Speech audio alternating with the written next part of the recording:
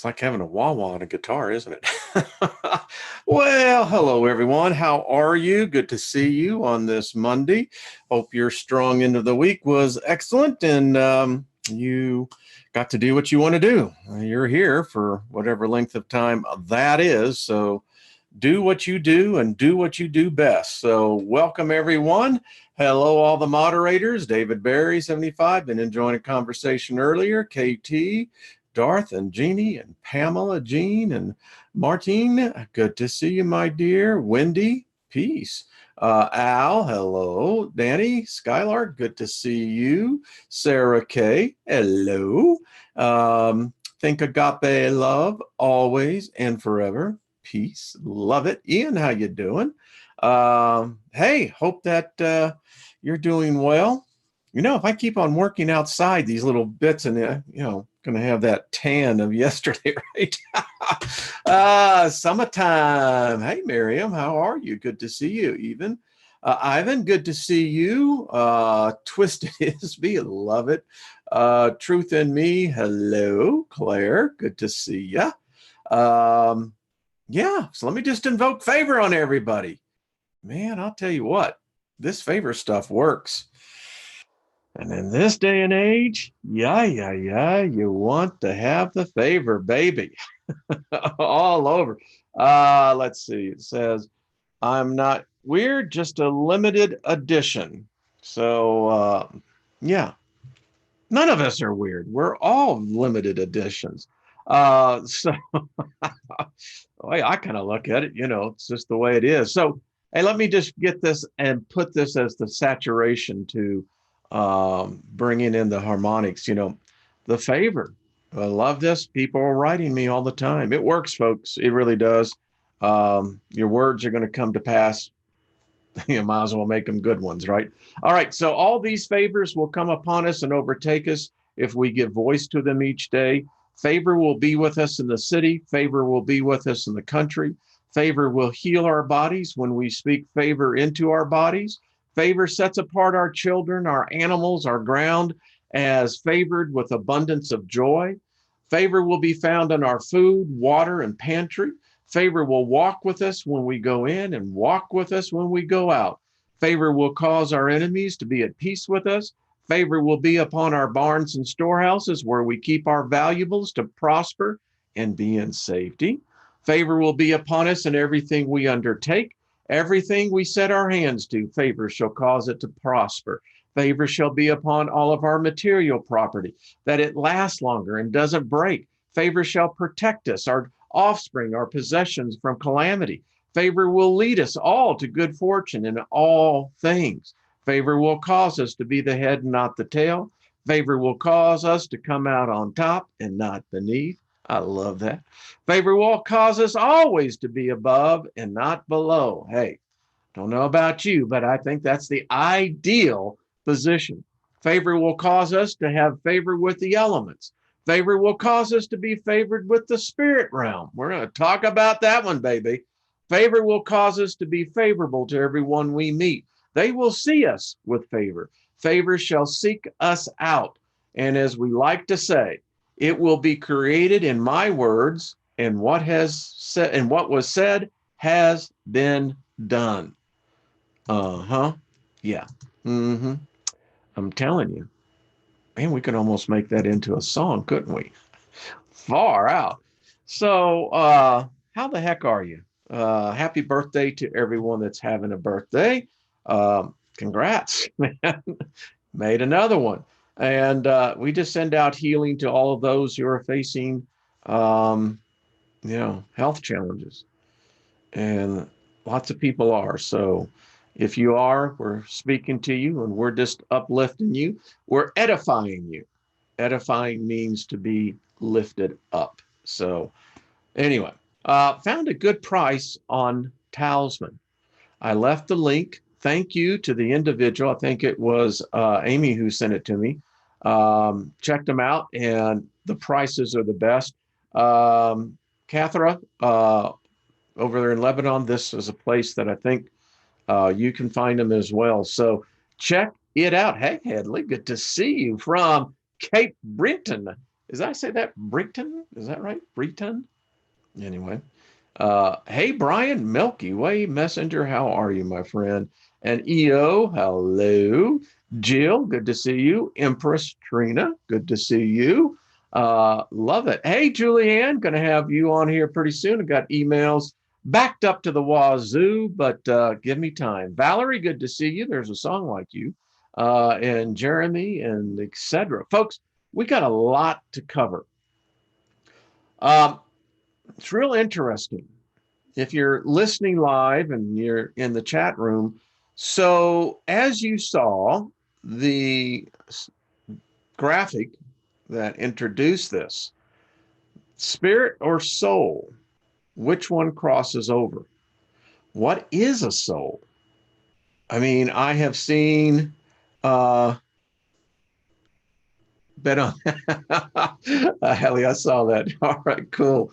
Cosmo Kramer, is that, I think that's what I said. Yeah, that's cool. Anyway, getting distracted here. So the soul, what is it? How do you define it? You know, some people say we have a soul. Some people say we don't. Some religions say. In my former religion, Hebrews 4:12 is the one that always came out me. The word of God is sharper than any two-edged sword, able to cut asunder, the marrow from the bone. The soul, which is defined breath, and spirit, which is defined immortal spirit. So kind of where the Hebrew is, the soul is the breath. If you have the breath of life in you, you have the soul of life. And your spirit is the one occupying what your consciousness is. And we're going to get into some really interesting stuff. So again, what and how you define your soul, it's really kind of up to you. I mean, I'm into this journey to about, some 23,000 plus days, it's, yeah. And, you get closer, you're going to find out the answer no matter what. Some beliefs say that man does not have a soul, but is only a spirit being. Others say it is what the spirit joins or blends with. Then yet others say our spirits will separate from the body, and the soul, the breath of life, will depart. The last breath you take, if anyone's been around where you've seen someone die, I tried to save a man that when I lived in Knoxville, Tennessee, blew himself up in his car. And the explosion, I had my condo on the first floor, just literally blew the patio doors. And I ran out there and I could see him. He was on fire inside the freaking car. And still, it never leaves you. And the thing I heard, and there were two other people there, we actually heard him exhume that last breath. And that is the soul departing. And the spirit, it's debatable as to what's actually happened. Is it simultaneously? I don't know. But anyway, so it kind of gives you that whole expression. Well, how can the spirit be saved and the soul be judged? Doesn't make any sense. But again, it's really kind of where you are at. So we're going to be studying a guy that I think we're really going to find interesting. His name is Alan Kardec. He wrote the book, The Spirit's Book. We're going to be reading on that. Alan is his pseudo or the ghostwriter name. He lived in Paris in the 1850s, and is best known with his extraordinary work in spiritualism, and had extensive contact and communications with the spirit realm, and provides a unique point of view on the most controversial subject that we're going to be talking about. It's really very interesting. He was approaching this from the same thing. The religions forbid their believers, their devotees, to participate in trying to communicate with the spirits, not the dead, the spirit realm. And it kind of says, well, wait a minute.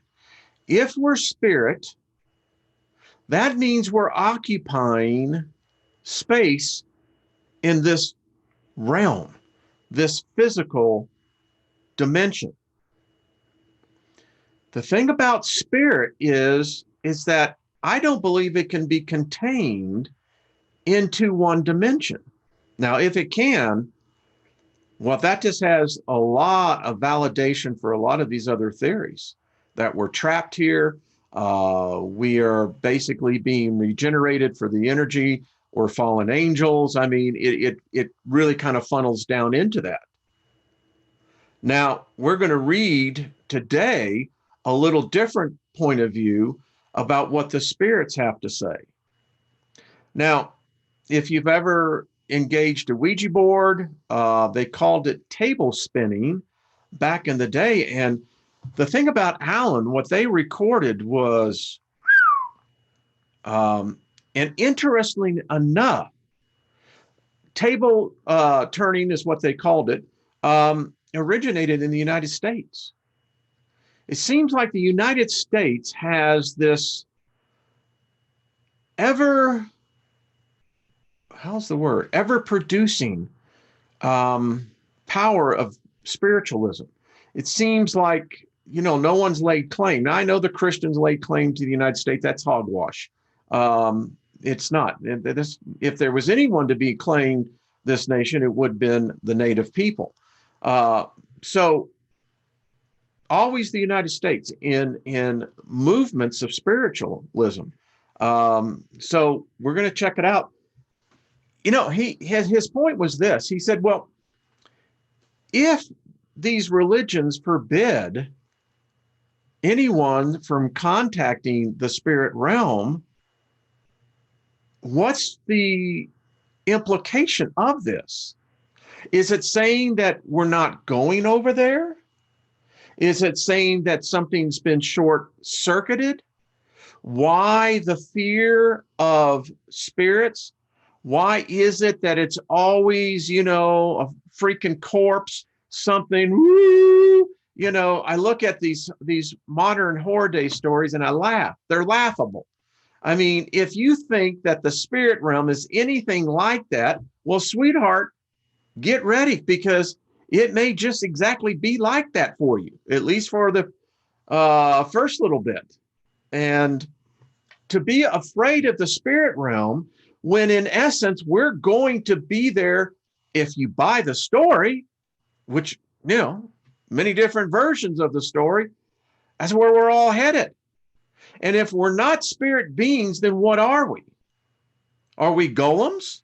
Are we jinns? Are we just merely temporary energy occupying these meat suits? No, I don't think so at all.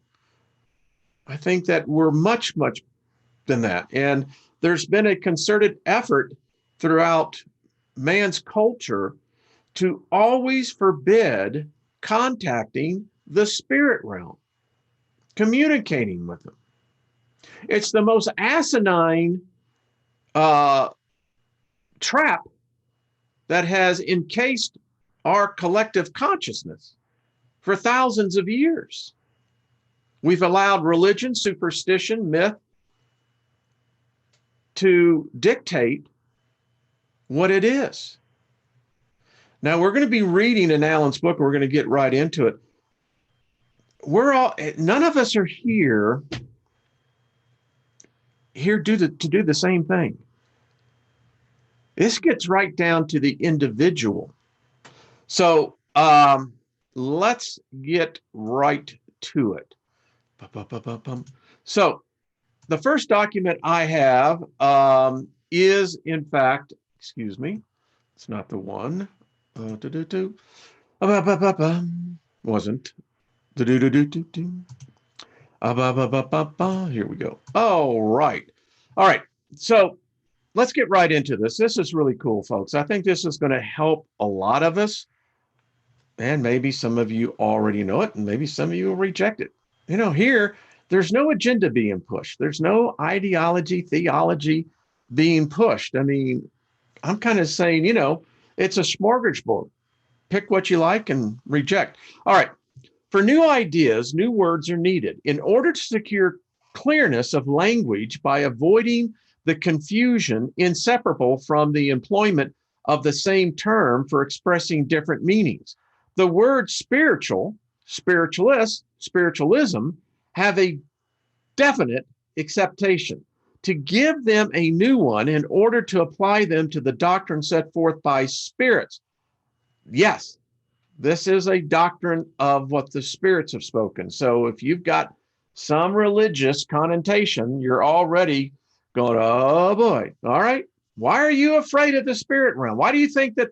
Why is it that everyone thinks that the spirits on the other side are all lying spirits? Are you a liar? Are you going over to be a liar? Come on, folks, grow up. All right. Would be to multiply the causes of anthropology already so numerous. Strictly speaking, spiritualism is the opposite of materialism. Everyone is a spiritualist who believes that there is in him something more than matter. But it does not follow that he believes in the existence of spirits or in their communication with the visible world. Instead, therefore, of the words spiritualism, we employ to designate this latter belief the words spiritualist and spiritism, which by their form indicate their origin and radical meaning, and have thus the advantage of being perfectly intelligible. We reserve the word spiritualism, spiritualist, for the expression of the meaning attached to them by common acceptance. We say, then, that the fundamental principle of the spiritual theory or spiritism is the relationship of the material world with spirits, or the beings of the invisible world. And we designate adherents to the spiritist theory as spiritist. In the special sense, the Spirit's book contains the doctrine or theory of spiritism. In a general sense, it ascertains to the spiritualist school, of which it presents one of the phrases. It is for this reason that we have inscribed the words spiritualist philosophy on its title page. There is another word of which is equally necessary to define the meaning, because it is the keystone to every system of mortality, and also because owing it to the lack of a precise definition, it has been made the subject of innumerable controversies. We refer to the word soul. The divergence of opinion concerning the nature of the soul is a result of the variety of meanings attached to the word. A perfect language in which every idea had its own special term would save a vast deal of discussion, for in that case, misunderstanding would be impossible.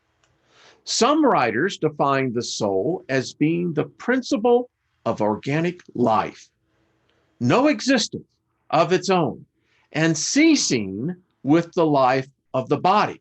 According to this purely materialistic belief, the soul is an effect, not a cause. I just read you to that out of the Bible. Key on that. Others consider the soul as being the principle of intelligence, the universal agent of which each being absorbs a portion.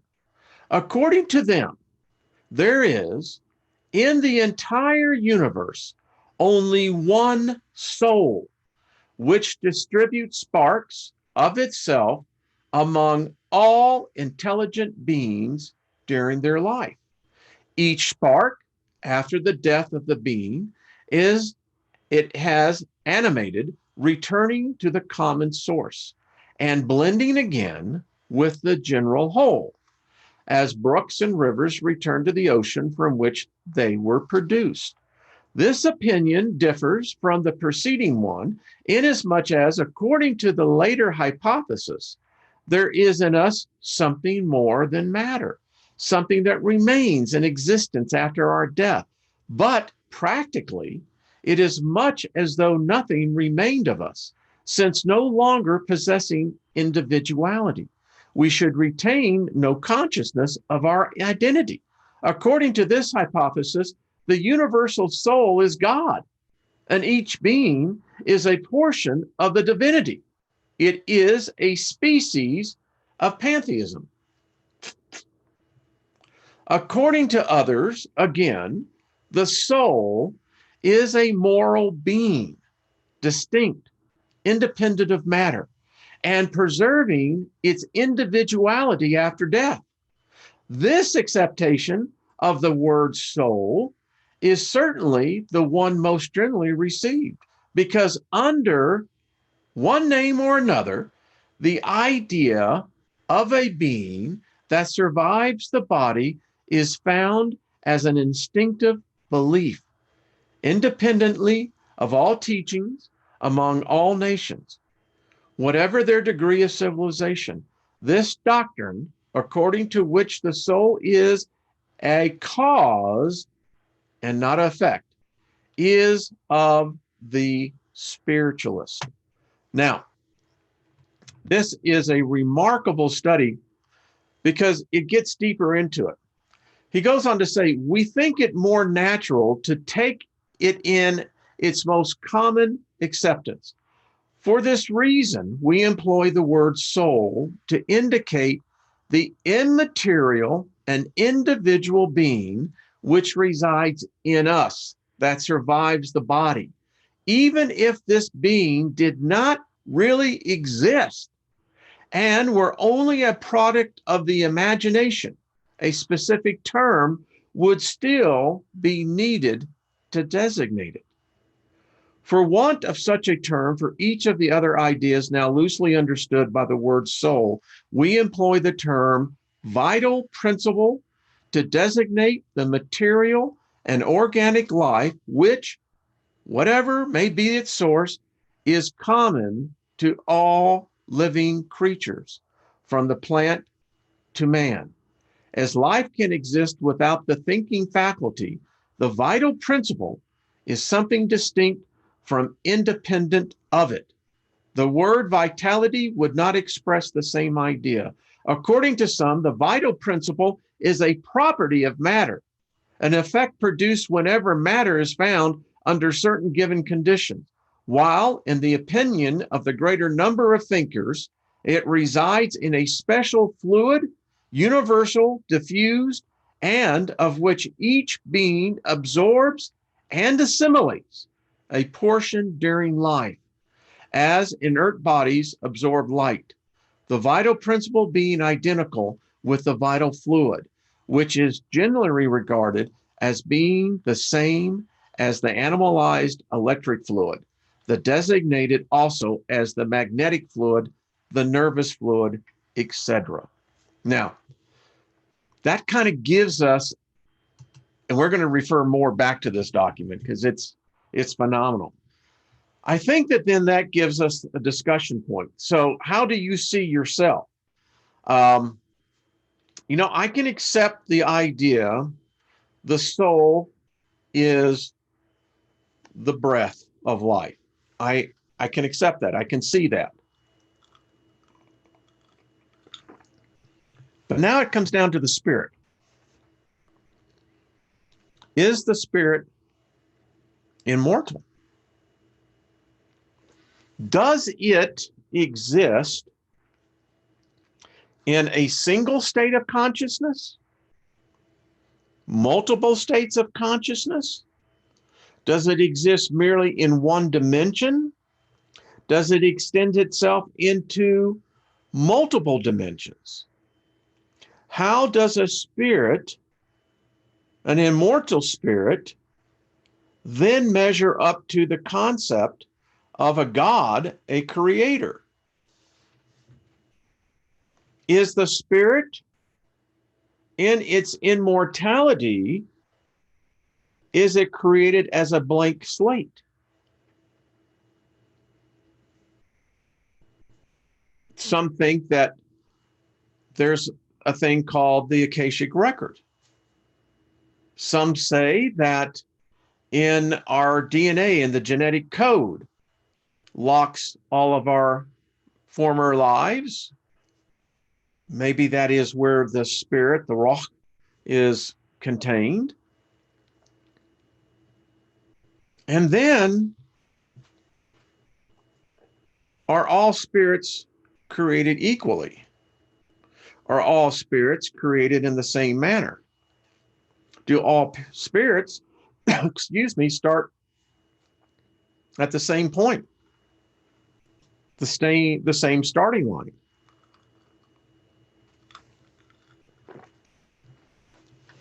That's why we have all the religions, the theologies, the schools of mystery.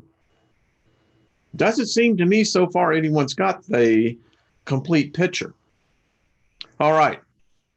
So now, in Alan's book, he records in his group every conversation they had. Excuse me. All of them. So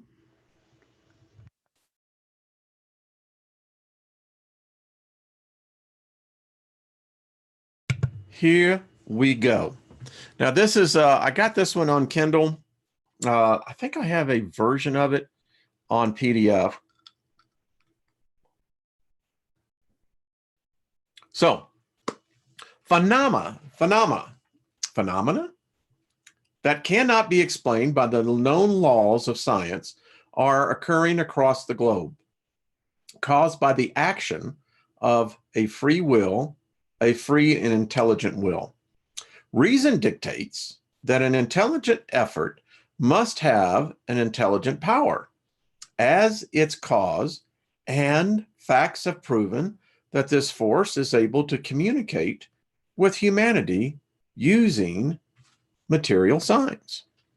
When questioned as to its nature, this force has declared itself belonging to the world of spiritual beings that have shed the physical envelope of humans.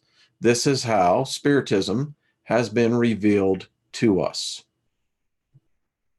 Let's proceed.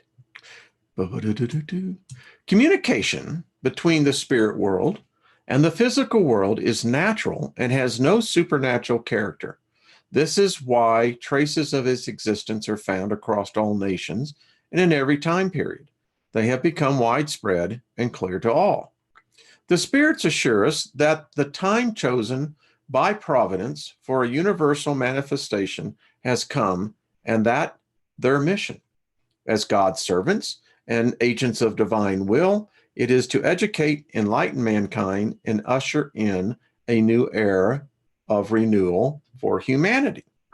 This book is a compilation of these spirit teachings. It has been written under the dictation of superior spirits for the purposes of establishing the foundation of a logical philosophy, completely free of prejudices and preconceived notions.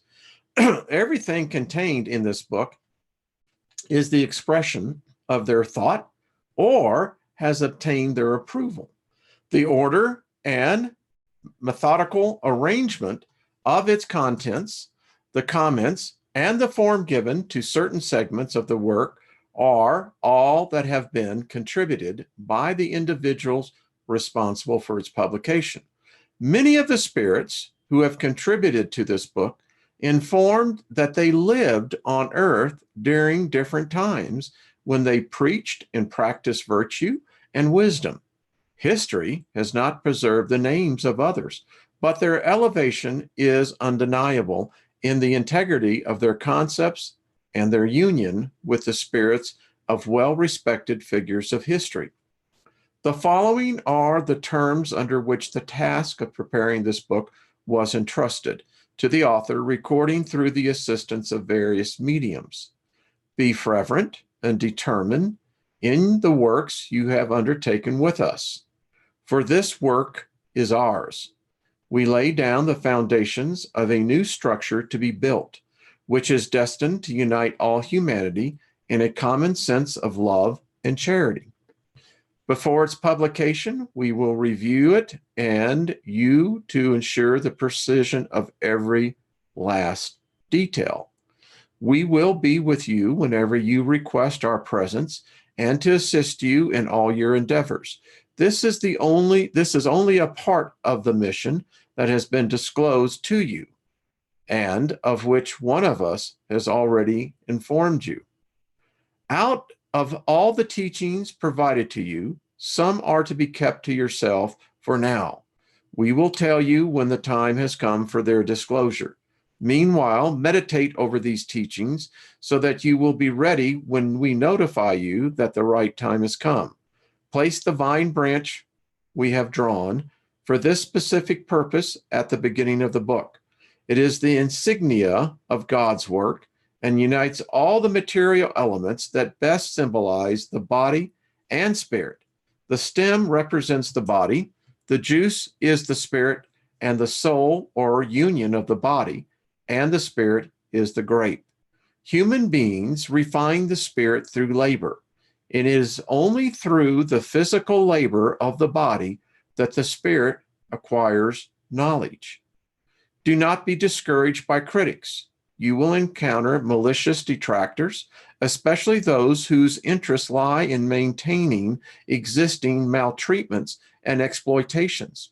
You will even encounter opponents among spirits, because those who are not fully detached from the physical world often work either motivated by malice or ignorance to scatter seeds of doubt.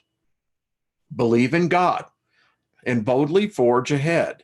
We will be with you to support you every step of the way, and soon truth will shine like a great beacon, spreading light to every corner of the earth.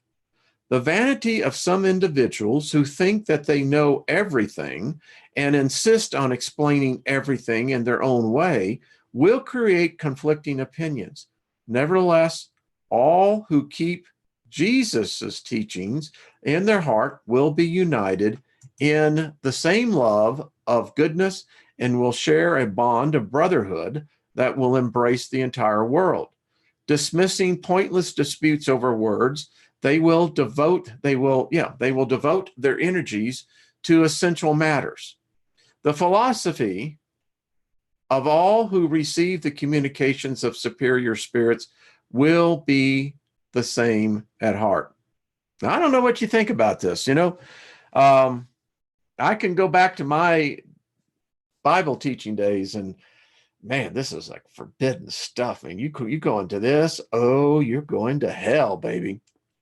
But listen, I can't help but not think that there are, in fact, superior spirits. I think some religions, some beliefs call them angels, demons. I mean, to each his own. Perseverance alone is the key to accomplishing your work. The pleasure you will feel in witnessing the spread of Spiritism and its rightful appreciation will be a rich reward, though perhaps this will be enjoyed in the future rather than in the present. For me, I'm going, okay, listen, this has got a lot of similarities to other belief systems. Yeah, might as well give it a hear, right? Don't worry about thorns and stones that skeptics and the wicked will cast in your path. Cling to your confidence, for it will ensure that you will reach your goal and that you will always merit assistance. Okay. Remember that good spirits only provide assistance to those who serve God with humility and impartiality. They reject all who use heaven as a means of accessing earthly possessions and pull away from the proud and ambitious. Pride, and ambition constitute a barrier between humankind and God. I could say something here, and I'm not. They hide the splendors of heavenly existence from humanity, and God cannot use the blind to enlighten others. St. John the Evangelist, St. Augustine, and he goes on. and so on. And so, for me, I know it's got heavy layers of Christendom in it. Do I reject this? No. You can't do that, folks. You have to be flexible as a reed. If you begin to think you're some kind of an oak tree, eventually someone's going to knock you off your high perch there. All right. Book 1, First Causes. This is cool. I've read this and it's interesting. All right. So we've got 4 aspects of God and infinity, proofs of God's existence, attributes of divinity, and pantheism. I know a little bit about that. All right, question. What is God? I think we all have that question. Now, the superior intelligence, or spirits talking here, this is their definition. God is the supreme intelligence, the first cause of all things. I can dig that. What is to be understood by infinity? Answer: that which has neither a beginning nor an end, the unknown. All that is unknown is infinite. Hey, that's some deep philosophy there. 3, can it be said that God is the infinite?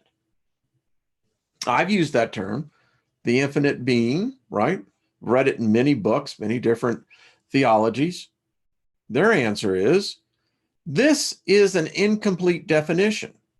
One shortcoming of the language of humankind is that it lacks the ability to define that which transcends human intelligence. Yeah, high five on that one. I mean, listen, best way I've heard it say yes. And isn't it remarkable how we all think we know, but it's all based on what humans know? I haven't yet to see anyone, including Imwa, who wrote, this is what the superior spirits know. It's not what I know. It's not what humans know. I don't see people writing like that. And it goes on to say, God is infinite in divine perfections, but infinitely is an abstraction. Asserting that God is infinite is to substitute the attribute of something with the thing itself, and to define something unknown by reference to something else that is likewise unknown. This is a higher intelligence speaking, obviously. I mean, this is not going to be your normal conversation, at the water cooler or whatever. Proofs of God's existence. Where can the proof of God's existence be found? Answer: in a premise that is applied in science. There is no effect without a cause. Investigate the cause of anything that is not the work of human beings, and reason shall provide the answer. To believe in God, simply observe the works of creation. The universe exists, therefore, there is a cause. Doubting the existence of God would be to deny that every effect has a cause, and to presuppose the idea that something could be created from nothing. Well, hell, that just throws the Big Bang right out the window, right? Like, yeah, they never explained that. Well, how did this spark happen? Well, we don't know. But everything else on your whole theory, well, it had to start from somewhere. Maybe, maybe not. Okay. What inference can be drawn from the innate perception possessed by all of humanity concerning God's existence? That God exists, this is the answer, because from where would this idea originate if there were no real basis? Once again, This is a chorial of the principle stating that there can be no effect without a cause. 6. Could our intuitive sense of God's existence, simply be the result of education and the product of acquired ideas? Answer. If such were the case, how could this intuitive sense be retained by primitive cultures? If the sentiment of the existence of a supreme being were solely the result of education, it would not be universal and would only exist, like all acquired knowledge, in the minds of those who have received this education. That's pretty limited. 7. Is the first cause of creation found in the essential properties of matter? This is physics. Answer. Then what would be the cause of these properties? There must always be a first cause. This is hermetics, folks. To attribute creation to the essential properties of matter would be to consider the effect as a cause, because these properties are an effect, which must in turn have a cause. 8. What should we think of the opinion that creation was an unplanned combination of matter, in other words, pure chance? Answer. Another absurdity. What person possessing common sense can seriously view chance as an intelligent agent? Besides, what is chance? Nothing. The harmony that regulates the universe can only result from predetermined combinations and ends, thereby revealing the existence of an intelligent power. Attributing creation to chance is irrational because chance is blind and cannot produce the effects of intelligence. If chance were intelligent, it would no longer be chance. Yeah, it's like, okay. I mean, you got to admit, whoever this is, whoever was channeling this, is of a higher end intelligence than the average human. Maybe the exceptional human, I don't know. Question 9. Where may we see in the first cause of all things a supreme intelligence, supreme to all other intelligences? Answer. There is a proverb that dictates, the worker is known by his or her work. In that case, look at the work and you will find the author. Pride is what creates skeptics. Wow. That's profound. Pride is what creates skeptics. Arrogant human beings want nothing to be above them, which is why they are called strong-minded. Pitiful beings, actually. Just one breath from God would obliterate them. There's your problem. Who wants to be next to a God that will just wipe you out? And then the other side of that is, well, then you'll never know it. Because you gone, baby. All right, continue. We evaluate the power of intelligence by its works, as no human being could create that which is produced by nature. The first cause must be superior to humans. Regardless of the wonders accomplished by humankind, human intelligence itself has a cause, and the greater the results achieved, the greater the cause of which it is the effect. It is this supreme intelligence that is the first cause of all things, whatever name humanity may bestow upon it. And folks, you got to admit, our world's in deep, deep, deep stuff, man. I mean, we have got to find something that has greater intelligence than humanity of modern man. Because, baby, we all know this ain't heading to a happy place. Attributes of divinity. Is humanity capable of comprehending the essential nature of God? The answer, no. Human beings lack the sense required to comprehend it.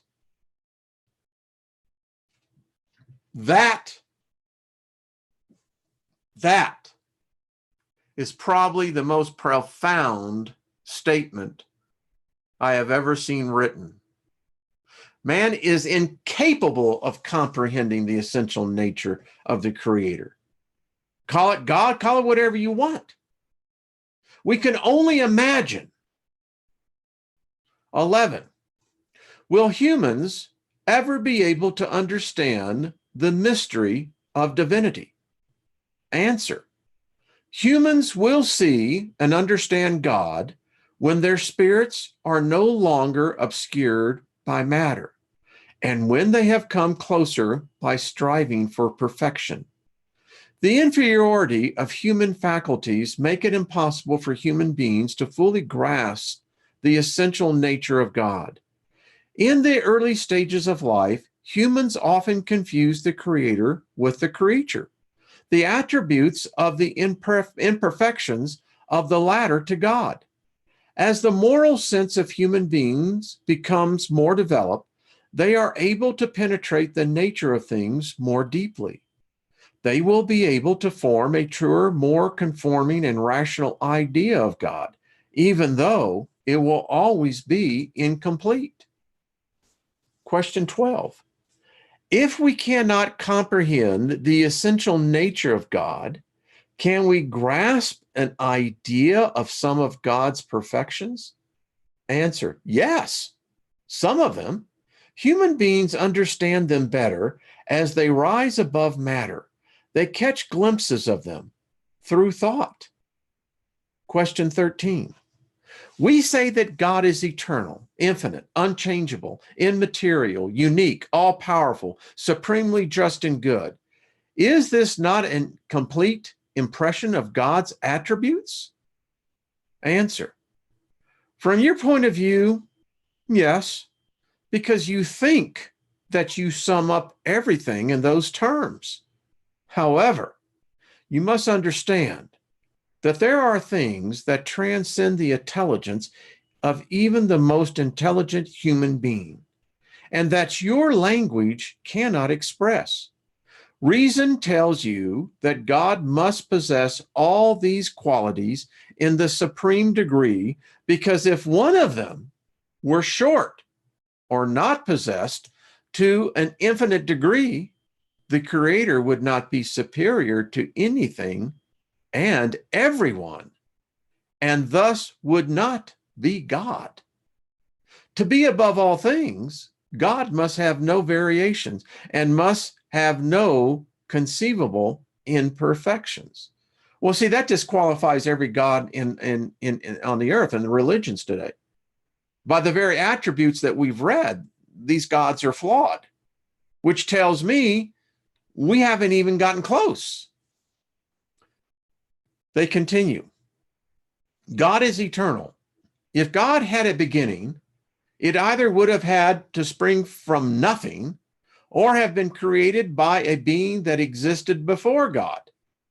This is how we gradually arrive at the idea of infinity and eternity.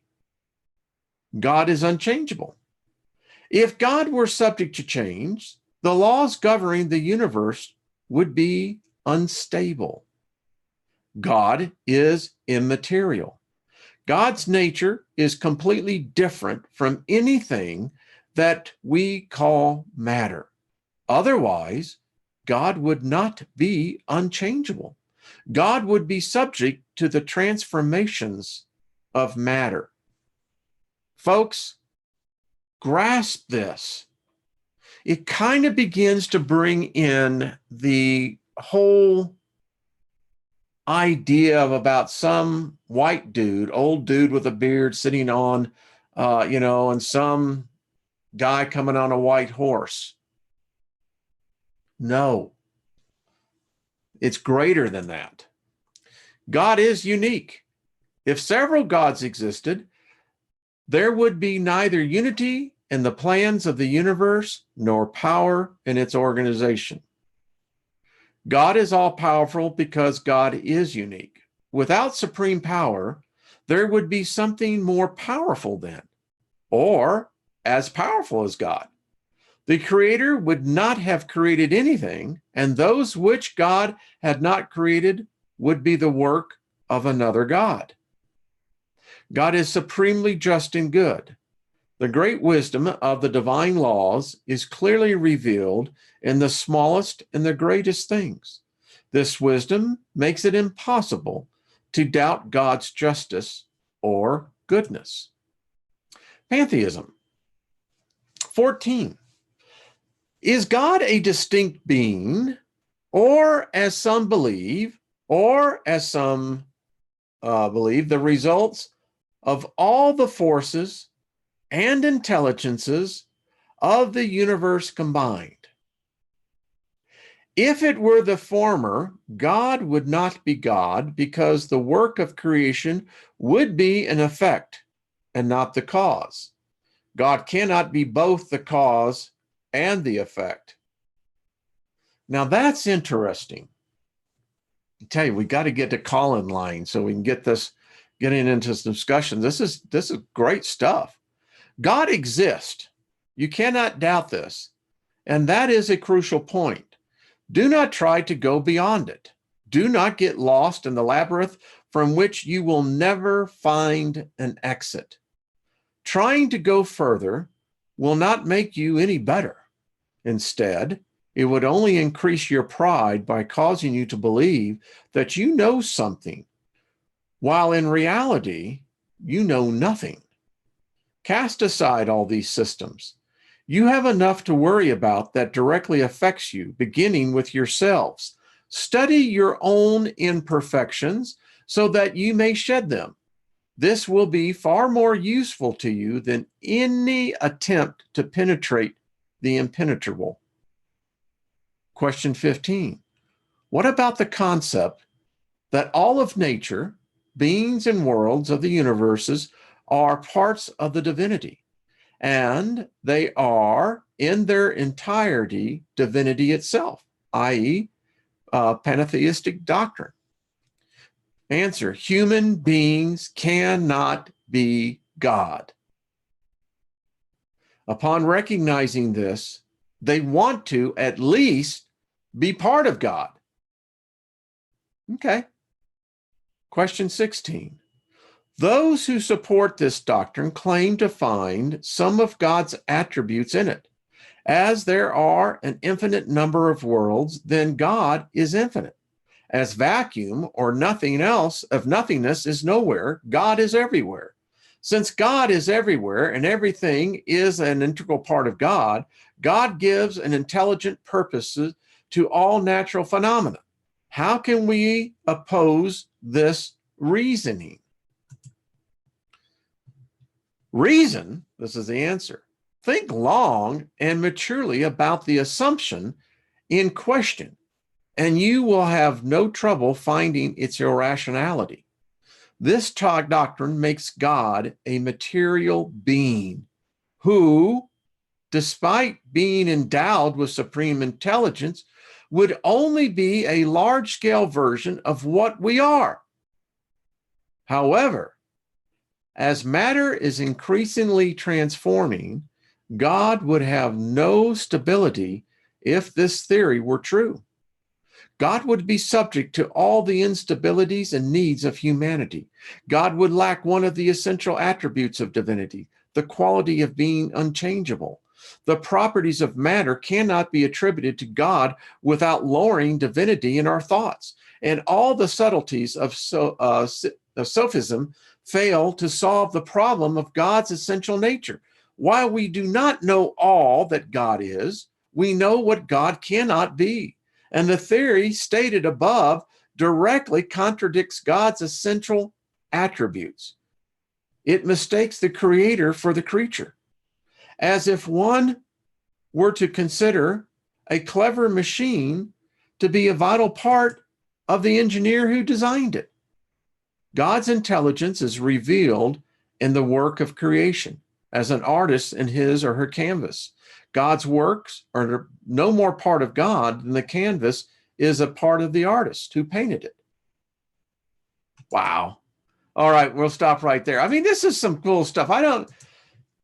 For me, I mean, this is a class. I mean, this is what we're doing. And curious to get your response to this. You know, it's interesting, as I said. Some people can't handle this. They don't have the mental capacity to properly comprehend it. It goes so counter to much of the dogma that has been instilled in humanity. Now, these are the spirits. They say that they are far more intelligent than us. And as you continue to read, they have whoa, wait till you hear about what's on the other side, folks. I wrote earlier, the very first thing I wrote in the chat room, a person who is lazy and accomplishes nothing in life, they've got a severe correction coming. Where did the time go? I don't know, Al. I get lost in it. You know, I think words carry connections. I think words carry powers. We know that. I think that these words, as we read them, and we're going to continue the whole week on here. I have Trina on Wednesday, but I'd like to just spend the time really getting into this aspect because, as you can see, we're building upon precepts here. And I think this will help with all of us as we're developing our own magic. It's all it is. You know, magic is that which we cannot define by our normal senses. You know, it's like, how did that work? Alfred, it is. Words are swords, and when they're used wisely. Trina, that is so true, my dear. And maybe you and I know what we're already going to be discussing, but I think this is even laying that foundation to that. It's the whole thing that I deal with prophecy. And, you know, how does a God see the future? But what I had to resign myself to is this. I can't comprehend this intelligence. It's so far above me that the best I can do is follow the paths of others. And, you know, I've ventured off the path and I've suffered for that. But that's how we learn. I do believe that we are immortal spirits, ladies and gentlemen. I do believe that we were created as a blank slate, apparently. And that we can't put a time, it never ends. And there's so much more we're going to find out. These intelligent spirits tells us after we graduate from here, those of us who do, some fail. But those of us who do graduate, most of us will probably not be with those that we even know. Though your family, your husband, your wife, your son, your daughter, chances are there's a separation there. You keep that essence, but in order for that to happen, it would weigh you down. And and what I'm reading is that's why they don't stick around. And hauntings, these things are by the percentage, a small percentage. The greater percentage of human spirits that leave this plane graduate onto other missions. And that's what it says. When we leave here, we have a meeting of sorts. Many of us will be given new assignments. I kind of dig that. You know, I'm going, okay, yeah, that kind of makes sense. Every life has a purpose. Every purpose has a life. Far out, isn't it? I mean, this is far out stuff. I don't care what anyone says, you know, like it or not. It's cool. All right, folks, I'll see you tomorrow. Be good to yourself. Continue to learn. Continue to look within. This is how we're growing. You know, I have a chance. Who knows? We may be a graduating class. You know, that, whoever crosses over or whatever, it's like, oh, you're a part of that class. Well, that's all right. Just go right in over here. And of course, we would want to come back and tell everyone else, keep on going, keep on going. But anyway, all right. Much peace, everyone. See you tomorrow. Smile, learn to laugh. Remember, laughter chases all the negative spirits away. Al, thank you, my friend. Trina, love you. Thank you all. Griffin and EO and all, Julie and all of you. Appreciate it. All the moderators and everyone. You will be a part of my essence when I move on. And that's cool. All right, folks, I will talk to you later. Bye.